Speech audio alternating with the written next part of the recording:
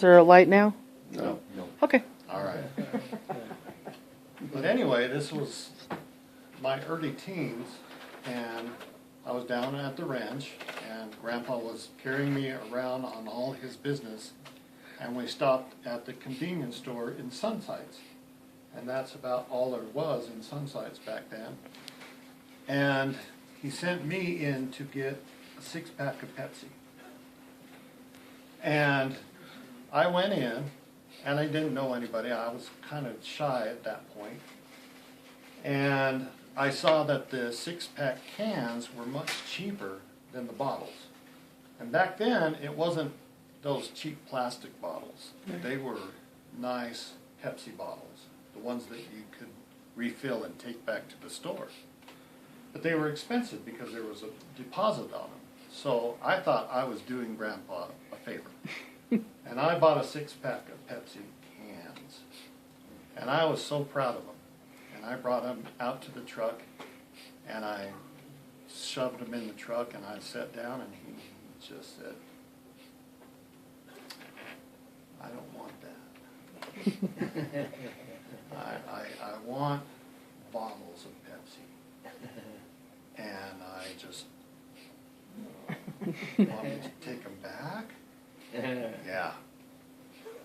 And so I took him back, and I was really upset and confused because I didn't want to displease Grandpa because I loved Grandpa and respected him. And I couldn't figure out why he didn't want me to save money. And so I took back the cans, and I paid for the bottles and brought them out. And as we drove off from that convenience store, he told me this story. When he was young and he was just married, he worked on the crews that built the fences all around here. And he would go out, and sometimes it was pretty hot, sometimes it was just downright miserable out on the lines. So one day, Grandma decided to give him a treat. And she made some lemonade for him so he could share with the crew members. And she put it in a nice canteen, and she sent him along his way. And it had ice in it, and so it was going to be perfect about lunchtime. Well, at about lunchtime, they opened their lunches, and Grandpa had that lemonade. And Grandpa loved lemon stuff. I can remember that. He loved lemon drops and lemon stuff. And he said that he shared a little bit with his crew members, but he didn't want to share much.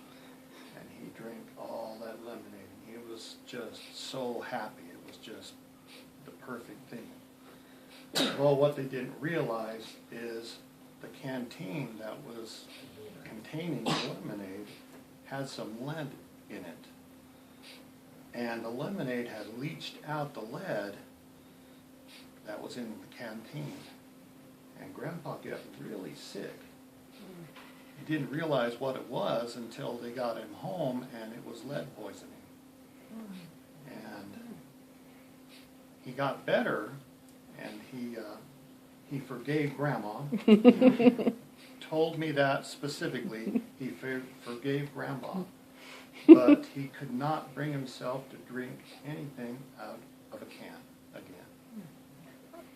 And while he explained the story, he opened up a bottle of those Pepsis. He gave me one. And you know, Pepsi out of a bottle tastes so much better than Pepsi out of a can. And I love that about Grandpa. And it got me to where, for a couple of years after that, I only drank soda out of a bottle. Didn't buy a can. I seen that one mom ordered Pepsi-Cola when she's at the Rest Henry Mesa. We wanted to have the 2 liters of that soda. That's all she drank. Nothing else. Well, Mom used to have a daily Pepsi, didn't she? She would get up and put her Pepsi in the freezer in the morning and get all of her work done, and around 11:30, 11:45, she'd go in and it'd be slushy. You know, get it out of the freezer and then have her Pepsi. was way good. Smart We woman. went to visit her and she'd have all that stuff just guzzling. She lifted it up and I said, Dad, now. Oh dear, I don't know. Never heard that one. All right, who wants to go next? All right, who's next?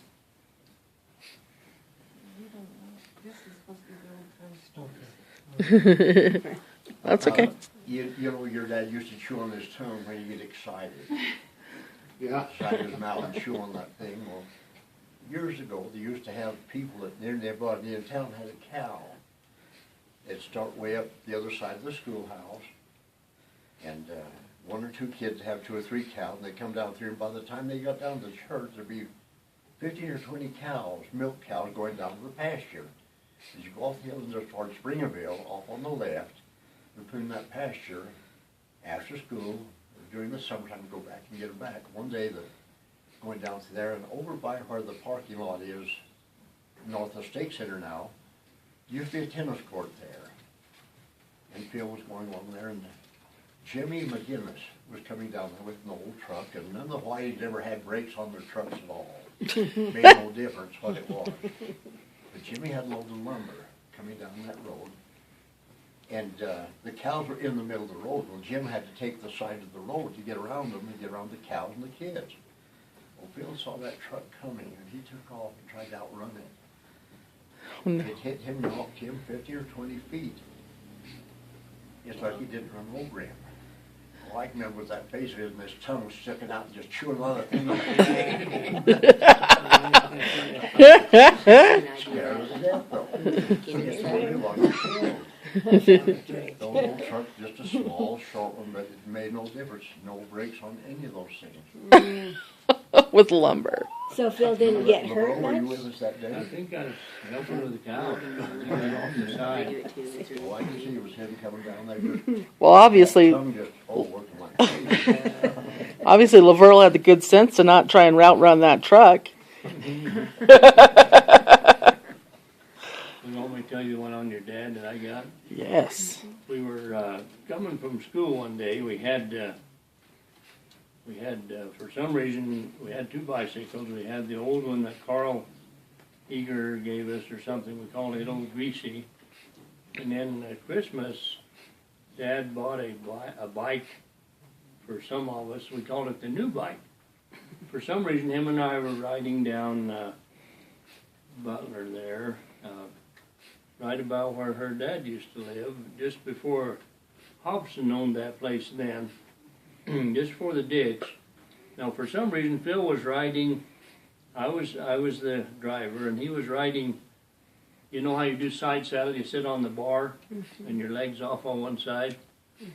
Well, Phil, for some reason, I was pumping him, and there was a bunch of little washboards, and I went right over him. And as I went over the washboards, his feet got to swinging, and his heel got in the spokes, and we went like this.